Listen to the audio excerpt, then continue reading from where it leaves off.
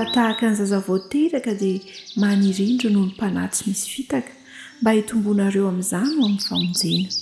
Raha tahiana nandrany ianareo fa tsara ny tompo. Petera voalohany toko faharoa andiny faharoa sy fahatelo.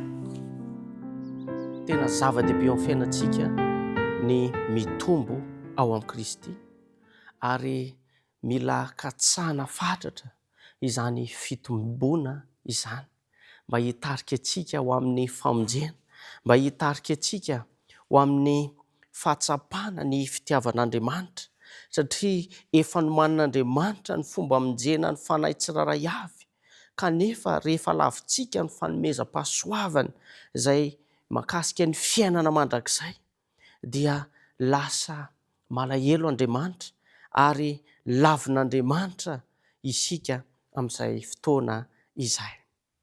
Tadio tsara ihany koa fa tsy handre fiampangana hanohitra antsika avy amin'ny toerana natanterantsika ny fataontsika isika, nefa ampiangana noho ny fanaovana tsirambina sy andraikitra tsara sy ambony nasain'ilay Andriamanitra fitiavana notanterantsika.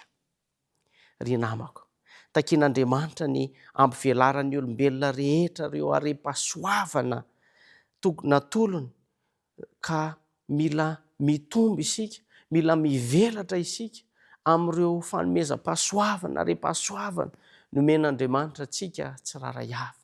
Ka izany tsy afaka ny hitombo izany are-pahasoavana izany raha tsy isika mihitsy no manao dingana mikatsaka azy, raha tsy isika mihitsy no manao dingana hianatra ny teniny isan'andro isan'andro ary mifandray tsy tapaka aminy. Ary rehefa mifandray tsy tapaka aminy isika, mianatra ny teniny isan'andro isan'andro isika, dia hitombo ao aminy. Ary tena ilaina izany. Hoy ny tenin'Andriamanitra, hoy ny tenin'Andriamanitra, mampalahelo anefa fa na dia efa nomena azy ireo hareny lanitra ireo dia mbola betsaka amin'ireo mitolona homeno an' Jesosy ihany no tsy maneho izany amin'ny fitomboana.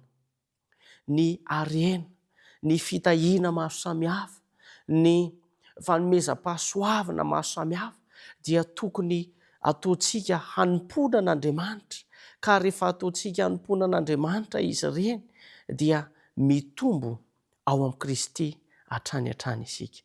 Andao hitombo ao amin'ny Kristy satria zava-dehibe ho an'ny famonjenantsika izany, zava-dehibe ho an'ny fanahintsika izany, ary izany no tadiavin'i Jesosy Kristy ihany koa. Andaontsika hivavaka.